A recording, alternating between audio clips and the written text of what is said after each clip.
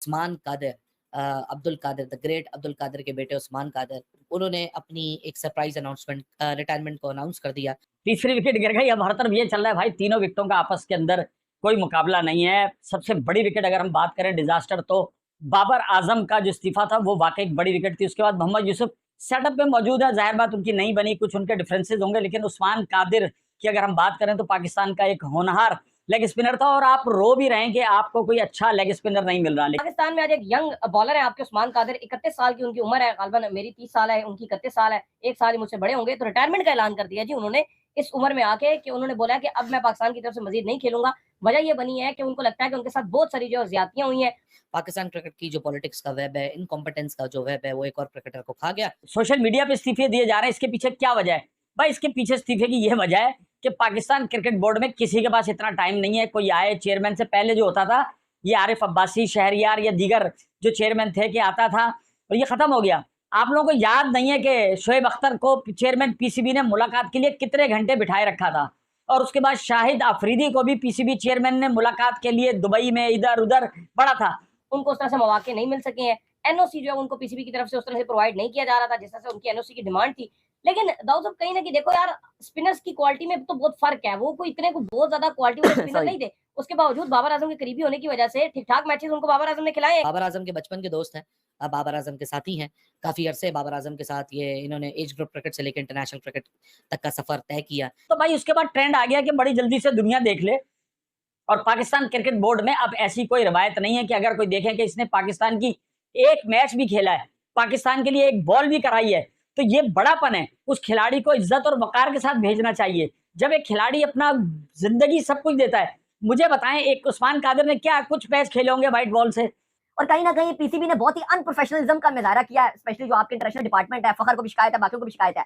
लोग यहाँ पे पाकिस्तान में सवाल पूछते हैं कि जिस तरह से बीसीसीआई अपनी इंटरनेशनल डिपार्टमेंट को बड़ा प्रोफेशनली तौर पे डील करता है, हम क्यों उस तरह से डील नहीं कर पाते? जय हिंद दोस्तों। घंटे किंग बाबर आजम के कप्तानी छोड़ने के बाद, कप्तानी से रिजाइन करने के बाद, उसके बचपन का दोस्त उस्मान कादिर ने भी संन्यास ले लिया है। अभी वो बाबर आजम की उम्र का ही था, और बाबर आजम अभी लगभग 5 से 7 साल या उससे ज़्यादा भी क्रिकेट खेल सकता है, 10 साल भी क्रिकेट खेल सकता है। लेकिन उसके दोस्त ने संन्यास ले लिया क्योंकि उसे पता था कि बाबर आजम जब तक कप्तान है तब तक वो टीम में आ सकता है। उसको थोड़ी बहुत उम्मीद थी कि वो टीम में आ सकता है, लेकिन बाबर आजम को कप्तानी से हटाने के बाद अब उसको ये पक्का पता चल चुका है कि अब मैं टीम में नहीं आ पाऊँगा, कितनी भी मेहनत कर लूँ। इसी वजह से उसने संन्यास ले लिया। जबकि इस उम्र में भारत में बहुत से खिलाड़ी डेब्यू करते हैं। सूर्य कुमार यादव जैसे खिलाड़ी 30 साल की उम्र में डेब्यू करा था, और ये 30 साल की उम्र में संन्यास ले रहे हैं। देखिए 25 इंटरनेशनल टी20 मैचेस में पाकिस्तान की नुमाइंदगी करने वाले 31 साल की उम्र में अब्दुल कादिर ने तमाम तरह की क्रिकेट को पाकिस्तान में गुड बाय अलविदा कह दिया। उस्मान कादिर ने अलविदा कह दिया। अब्दुल कादिर के ये बेटे हैं, शानदार बॉलर थे अब्दुल कादिर। देखो ठीक है, आप बात करोगे परफॉर्मेंसेस में फर्क था या जो भी था, लेकिन उन्होंने क्यों रिटायरमेंट का ऐलान किया, उनके करीबी सोर्स से बताते हैं कि वो बहुत ज्यादा डिप्रेस थे। जो आपका इंटरनेशनल क्रिकेट डिपार्टमेंट है, उसके रवैये से, उसके एनओसीज को लेकर बहुत ज्यादा वो तंग थे। लेकिन इंटरनेशनल क्रिकेट में आने से पहले 2020 में जब इनका डेब्यू हुआ, ये ऑस्ट्रेलिया जा चुके थे और ऑलमोस्ट ऑस्ट्रेलिया क्रिकेट के लिए ये क्वालिफाई हो गए थे कि ऑस्ट्रेलिया को ये डेब्यू करें। और ऑस्ट्रेलियन क्रिकेट भी सीरियस थी उस्मान कादिर को लेके, क्योंकि इनको फास्ट ट्रैक किया गया, इनको डोमेस्टिक साइड्स में खिलाना शुरू कर दिया था। एशेस के साइड गेम में उस्मान कादिर खेलना शुरू हो गए थे, उस्मान कादिर को बिग बैच खिलाना शुरू कर दिया था, और वो फास्ट ट्रैक कर रहे थे उस्मान कादिर को कि वो अब ऑस्ट्रेलियन क्रिकेट टीम के लिए क्वालिफाई कर जाए। अभी रिसेंट में इसी तरह एक उस्मान खान की भी बात हुई है। उस्मान खान यूएई क्रिकेट के लिए क्वालिफाई कर चुके थे, चंद महीने उनके लिए रहते थे कि वो यूएई नेशनल टीम से खेल जाते हैं। $50,000 का उनको IL T20 का कॉन्ट्रैक्ट मिला था, लेकिन PSL की परफॉर्मेंस के बाद उस्मान खान को पाकिस्तान ऑफर किया गया और वो पाकिस्तान आ गए। लेकिन उसने जिंदगी लगा दी ना। और वो अब आप दूसरी तरफ आ जाए कि उस्मान कादिर के पीछे नाम जो कादिर आता है, ये अब्दुल कादिर, ये वो जादूगर लेग स्पिनर जिनको दुनिया अपना उस्ताद मानती थी, जिनकी तारीफ पूरी दुनिया करती थी। शेन वॉर्न तक उनको तो अपना उस्ताद समझता था। अब उस्मान खान क्या अगले उस्मान कादिर बनेंगे, वो तो आने वाला वक्त ही बताएगा। लेकिन उस्मान कादिर दिल बर्दाश्ता होके अपने चांसेस, अपनी इंजरी और ये सारी पॉलिटिक्स में घिरने के बाद उस्मान कादिर भाई साहब जा चुके हैं अब रिटायरमेंट जोन के अंदर। और सुनने में ही आ रहा है कि रिटायरमेंट के पीछे वही कहानी है कि यूएस से की परवाज भरेंगे उस्मान, और वहां जाके फ्रीलांस क्रिकेट खेलेंगे। और ये बीसीसीआई तो ऐसे नहीं करता। हाँ, नहीं दिया तो नहीं दिया, क्लैरिटी है भाई, किसी को नहीं देंगे। लेकिन उस्मान कादिर वो कहते हैं भाई, ना मुझे पाकिस्तान में सेलेक्ट किया जा रहा है, ना मैं पीएसएल में मुझे खिलाया जाता है, ना मैं उस तरह से आ रहा हूँ पाकिस्तान में क्रिकेट में, ना इनके फ्यूचर प्लान में नजर आ रहा हूँ, तो भाई फिर मुझे एनओसी दे दो, सारों को जब दे रहे हो एनओसी तो कह रहे हो एनओसी भी नहीं दे रहे। सबसे बड़ा आपकी उंगलियों में जादू होना चाहिए। अगर आप अपने आप को जादूगर स्पिनर कहते हैं और अगर आप गुगली और तमाम आपका बुरा हासिल है तो यार आप बैट्समैन को नचाएं, उसको उसके क्रीज से बाहर निकालें और उसके बाद फिर कादिर भाई ने 6 बॉलें मुख्तलिफ 6 अंदाज से कहकर रिटायरमेंट के इतने अरसे बाद बताया कि ये बॉल यहाँ पड़ेगी, यहाँ से टर्न होगी, वैसे ही हुई। सो हमारे यहाँ तो भाई यही है, हम तो प्लेयर को लाते हैं, फिर कहते हैं उसको ज़ाया कर देते हैं, फिर कहते हैं हमारे पास तो टैलेंट ही नहीं है। टैलेंट आपके पास होता है, टैलेंट को संभालना हमको नहीं आता। प्लेयर्स को आप पॉलिसीज बनाएं। अब देखो बीसीसीआई में एक पॉलिसी क्लियर है कि हम लीग्स खेलने की इजाजत नहीं देंगे, आप ये देखें, तो वहां पे क्लियरिटी है इस बात में। अब ये नहीं होता बीसीसीआई में कि वहां पे एक कह दें जी कि भाई आप जो है वो जाकर खेल लो लीग, जब वो खेलने के लिए चला जाए उसे वापस आ जा, फिर उसे फिर चला जा, हर दिन फिर वापस आ जा।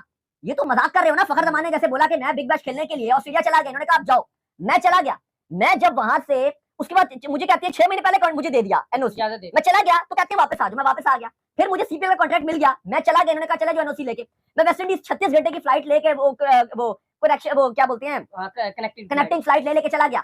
उसके बाद जैसे मैं पहुंचा तो उन्होंने कहा वापस आ जाओ, फिटनेस टेस्ट दो, अब फिर चले जाओ।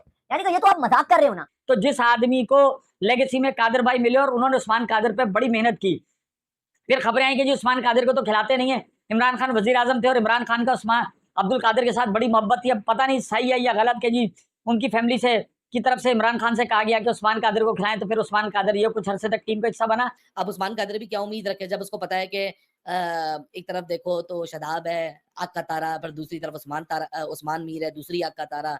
फिर जब उनसे कहानी उतरती है तो जाहिद महमूद पे आ जाती है। पैकिंग ऑर्डर में भी चौथा नंबर है उसका। आप खत पढ़ें तो यकीनन आपको अफसोस होता है कि मैं अब बददिल हो गया हूँ, मुझे मौका नहीं दिया जा रहा है। एक तरफ पाकिस्तान के लिए वो नहीं है, मैं अपनी क्रिकेट अब दूसरे खेलूंगा। और असल बात ये कि भाई जो पाकिस्तान क्रिकेट बोर्ड या पाकिस्तान में खिलाड़ियों के साथ हो रहा है ना, अब ये बहुत कम क्रिकेटर रह जाएंगे जो इस बात पर नाजा होंगे कि उन्होंने पाकिस्तान की तरफ से खेलना है। खैर एनीवेज उस्मान कादिर इतना इंटरेस्टिंग सिनेरियो है, जिस बंदे को ऑस्ट्रेलिया से बुलाया गया 2020 में उसका डेब्यू कराया गया, आज 2024 के अक्टूबर यानी ऑलमोस्ट 2024 खत्म हो गया, तकरीबन 4-4.5 साल बाद ये लड़का रिटायरमेंट ले रहा है। और इंटरेस्टिंगली मैं आपको बात बताऊं, बाबर आजम के बचपन के दोस्त होने के बावजूद सिर्फ 26 गेम इनको मिले, 26 इंटरनेशनल गेम मिले सिर्फ, जिसमें से 25 T20 इंटरनेशनल्स हैं और 1 ODI है, और टुकड़ों में मिले। ये नहीं कि एक साथ खिला दिया गया।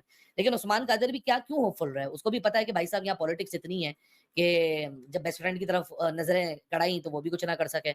इन्होंने बाबर आजम के खिलाफ भी एक बयान दे दिया था। फिर हुआ ये कि जाहिर सी बात है बचपन के दोस्त हैं तो घर जाके तस्वीरें उन्होंने खिंचवा ली। इनको पता था जरा मामला बिगड़ जाएगा। मुश्ताक अहमद ने तो बिल्कुल अपना जिसे कहना चाहिए कि जो बॉलिंग एक्शन था वही कादिर भाई की तरह बना लिया। और मैंने खुद देखा है यार, कादिर भाई जिस तरीके से क्लब क्रिकेट में बात फिर लंबी हो जाएगी, ज़राई तरक्याती बैंक के कोच थे क्रिकेट के, वो यहाँ पर आए और कुर्ता शलवार पहना हुआ था, सारा दिन हमारे साथ घूमते रहे। वापस शाम में जब हम नेशनल स्टेडियम पहुंचे तो उन्होंने कहा कि यार ये क्या होता है कि किसी बच्चे ने ज़राई तरक्याती बैंक के कहा कि कादिर भाई आज विकेट ने सपोर्ट नहीं किया, ये नहीं किया। उन्होंने कुर्ता शलवार पहना हुआ था, चप्पल पेशावरी, उसी वक्त सैंडल, उसी वक्त बॉल पकड़ी। उन्होंने कहा यार ये क्या होता है कि विकेट सपोर्ट नहीं कर रही है। पाकिस्तान के क्रिकेटर्स की कोई इज्जत नहीं है। ये जब चाहे संन्यास ले लेते हैं और अगले दिन ही हम बोल देते हैं कि हम तो दोबारा से क्रिकेट खेलेंगे, हम संन्यास अपना वापस लेते हैं। ऐसा ही पाकिस्तान में कप्तानी का भी है। बाबर आजम को पहले कप्तानी से हटा दिया गया था, फिर साइंस अफरीदी को बनाया, फिर साइंस अफरीदी 2 सीरीज के लिए कप्तान बना, दोबारा से बाबर आजम को कप्तान बना दे। बाबर आजम अपनी कप्तानी में world cup, champions trophy, Asia cup, हर टूर्नामेंट हारता हुआ आया है। तो बाबर आजम को अब इस वजह से शर्म आने लगी कि मुझे सारा दोस्त मुझे ही दिया जाता है, टीम में कोई भी परफॉर्मेंस करे या ना करे, अगर मैं भी परफॉर्मेंस करूं तो भी दोस्त उसी को ही दिया जाता है। इसी वजह से उसने संन्यास लिया है। वरना पाकिस्तान की टीम ने, पीसीबी ने कह दिया होगा कि हम तुझे संन्यास लेना पड़ेगा, तुझे